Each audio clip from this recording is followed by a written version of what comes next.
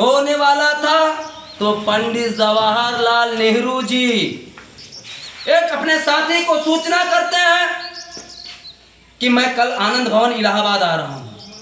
हम गए थे इलाहाबाद, अभी वहीं से आ रहा हूँ मेजा से, और वहीं मैं आनंद भवन के ठीक सामने खड़ा था और वहीं मैं देख रहा था जो डॉक्टर संजय कुमार निषाद जी पढ़ाते कि अपने एक साथी को सूचना करते हैं कि कल मैं आनंद भवन 31 दिसंबर सन 1949 को मैं आ रहा हूँ, 20 से 30 ब्राह्मण भाइयों को बैठाओ। जिस प्रकार मैंने अध्यक्ष जी को सूचना किया कि मैं कल आ रहा हूँ भाई, अपने कार्यकर्ताओं को बुलाओ और समाज के लोगों को बुलाओ, ठीक उसी प्रकार बुलाए।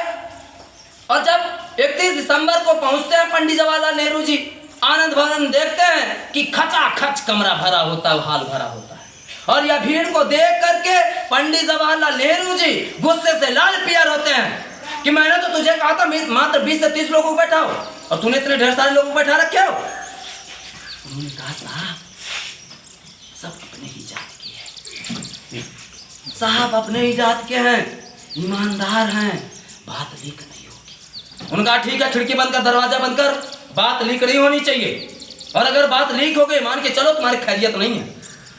सभी साथी तुरंत ही खिड़की बंद करते, दरवाजा बंद करते, और वैसे ही सभी 60 ब्राह्मण भाई पंडित जवाहरलाल नेहरू जी के पैरों को पकड़ करके गिड़गिड़ाने लगते हैं, रोने लगते हैं, साहब साहब साहब साहब हमारी बहुत बड़ी समस्या साहब, हमारी स्थिति दयनीय है साहब, आप तो बड़े बाप के बेटे हैं, आपका कपड़ा तो पेरिस धुलने जाता है, लेकिन साहब हमारी स्थिति दयनीय है साहब। उन्होंने कहा क्या समस्या है? पंडित जवाहरलाल नेहरू जी कहते क्या समस्या है? उनके साथी ने कहा साहब हम धर्म का प्रचार करते हैं, हम कथा बांधते हैं, धर्म का प्रचार करते हैं, साल के 12 महीनों में से 9 महीने तो हम धर्म का प्रचार कर पाते हैं, लेकिन साहब 9 महीने के बाद हम 3 महीने घर से निकल नहीं पाते हैं। आंधी के वजह से, तूफान के वजह से, बारिश के वजह से हम घर से निकल नहीं पाते हैं। साहब हमारी स्थिति दयनीय, सब कुछ समस्या समाधान। पंडित जवाहरलाल नेहरू जी कहते हैं कि देख ब्राह्मण भाई, तुम्हारे अंदर एक सोच है, ध्यान दीजिएगा यहीं पे। उन्होंने कहा तुम्हारे अंदर एक सोच है कि we are chosen by God, हम भगवान के चुने हुए लोग हैं, हमें भगवान चुन करके अच्छी जात अच्छे वंश में भेजे हैं, हम अच्छा काम किए थे इसलिए हमें भगवान अच्छे कुल में, अच्छे जन, अच्छे वंश में भेजने का काम। लेकिन निम्न कोट के जातियों में, वो गांव में रहने वाले गरीब मछुआरे, निषाद, केवट, मल्लाह, ये दलित लोग, एससी लोग, उनके अंदर एक सोच है कि हम पिछले जन्म में खराब काम किए थे, इसलिए हमें भगवान लात मार करके वापस हमें भेजे हैं, हमें लात मार करके वापस भेजे हैं, इसलिए वो तुम्हें घर बुलाते हैं, इसलिए तुम्हें घर बैठाते हैं, कुर्सी देते, खटिया देते, बिस्तर लगाते हैं, खाना पीना देते हैं, तुम्हें रुपया देते, तुम अच्छा खाते हो, पीते हो, अपने बच्चों को खिलाते हो, पढ़ाते हो, लिखाते हो।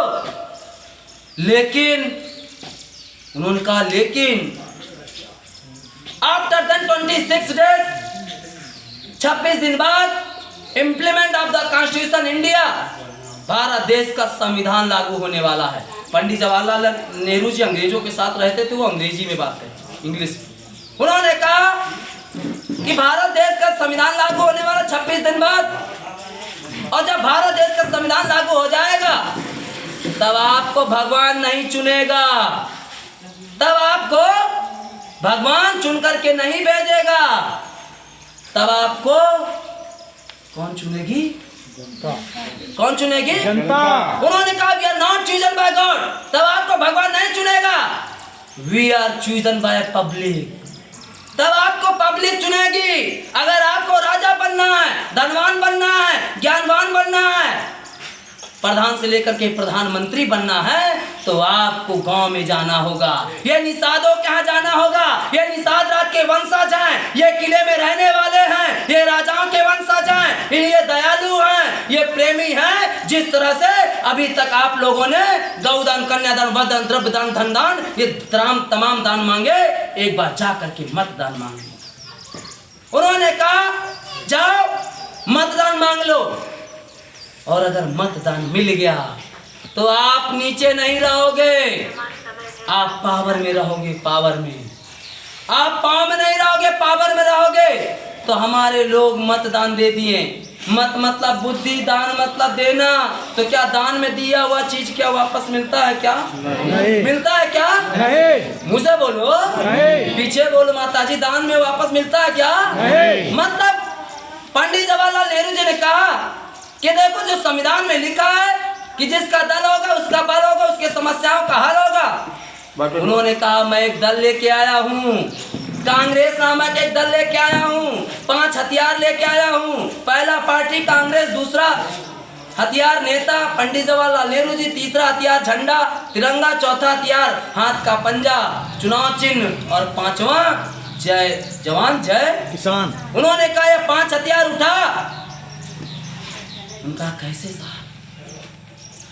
उन्होंने कहा 5 हथियार उठा और जा गांव में मतदान मांग, नहीं तो आज तुम्हारे हाथों में कटोरा है, आज तुम भीख मांग रहे हो, कल तुम्हारा बेटा भीख मांगेगा, आने वाली पीढ़ी भीख मांगेगी। उन्होंने कहा सोच बदल और 5 हथियार उठा और गांव में जा।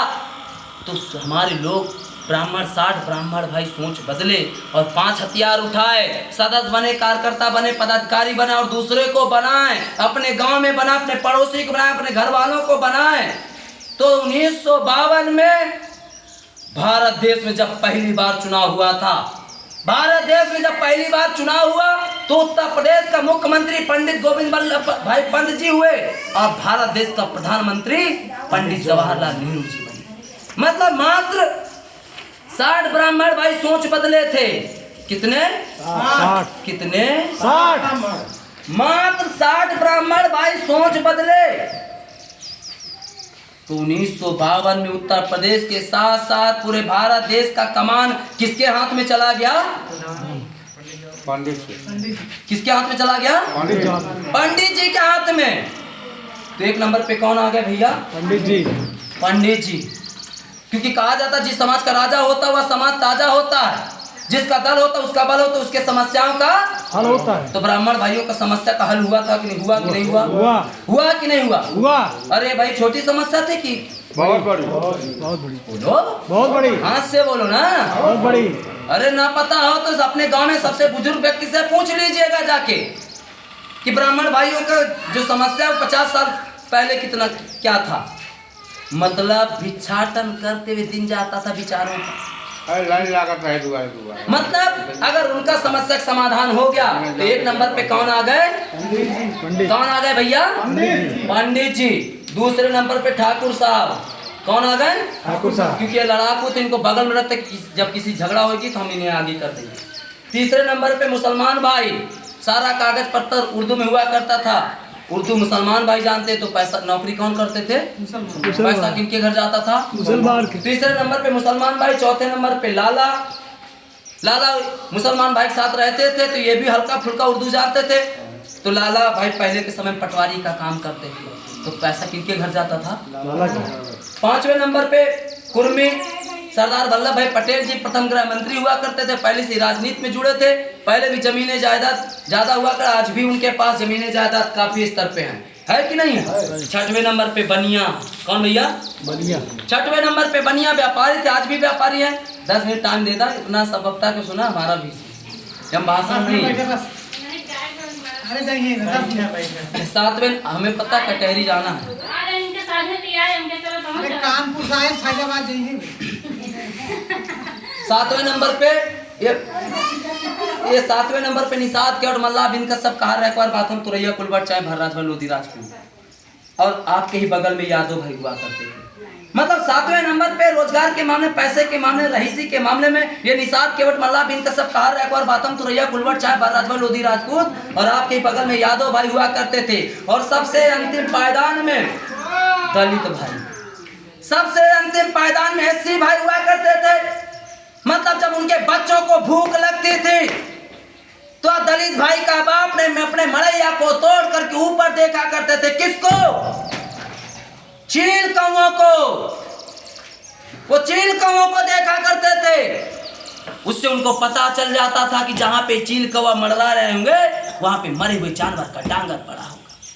वह